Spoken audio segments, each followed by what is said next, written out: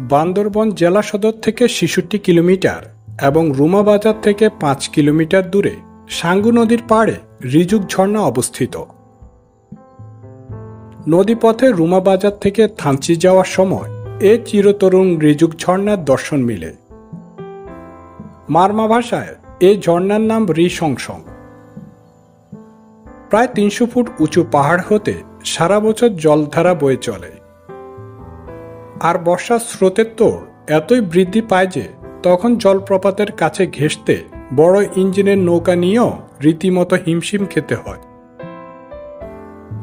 বছর জুড়ে বহমান জলের ধারা আর চারপাশের আদিম বুনো সবুজের সৌন্দর্য রিজুক ঝর্ণাকে দিয়েছে প্রকৃতির এক অপার্থিব নির্মলতা। রিজুকের বিপরীত পাশে মারমাদের একটি পাড়া রয়েছে।